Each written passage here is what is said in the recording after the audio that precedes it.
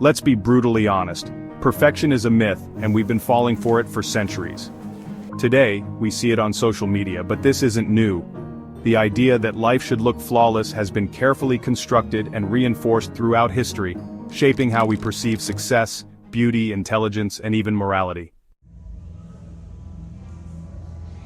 Think about the way history remembers its great men and women. We put them on pedestals, stripping them of their flaws to craft an image of untouchable perfection.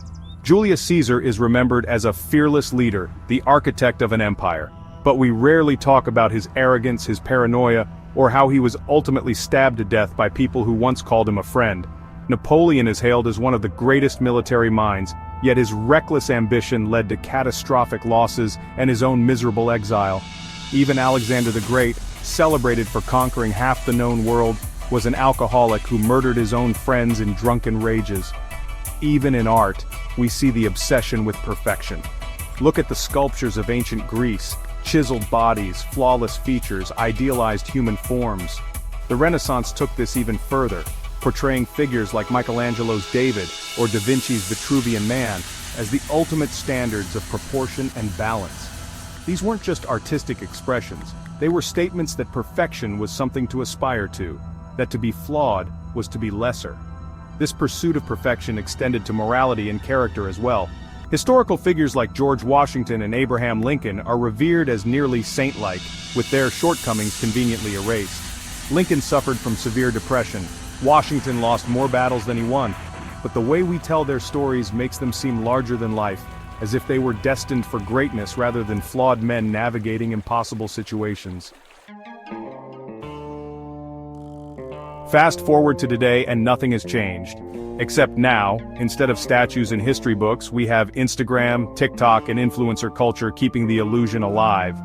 We see people with perfect skin, perfect relationships, perfect success stories, and we assume they must be doing something right while we, in our unfiltered reality, are somehow falling short. But just like the airbrushed historical figures of the past, modern-day perfection is manufactured. Those influencers, they take 100 photos to post one. That couple with the dream relationship, they probably argued right before filming that cute video. That entrepreneur flashing their wealth, likely drowning in debt. Just like history, social media doesn't lie, it just doesn't tell the whole story. And yet, we compare.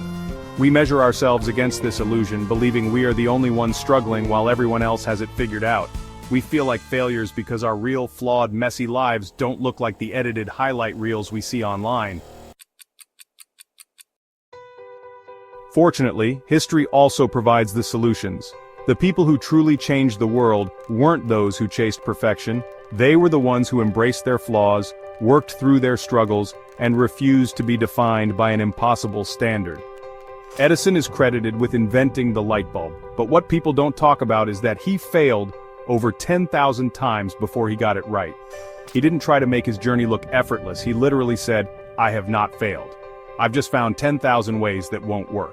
The lesson? Failure is not a sign that you are incapable. It is part of the process. Van Gogh is now considered one of the greatest artists in history, but in his lifetime he sold only one painting and spent years battling mental illness. If he had bought into the illusion that success needed to be immediate or effortless, he would have stopped painting. Instead, he embraced his imperfections, creating some of the most emotionally raw and human artwork ever seen. The lesson? Your imperfections might be the very thing that makes your work extraordinary. Frida Kahlo was unconventional, raw, and brutally honest in her art. She painted her pain, her struggles, her reality, never trying to fit the mold of perfection.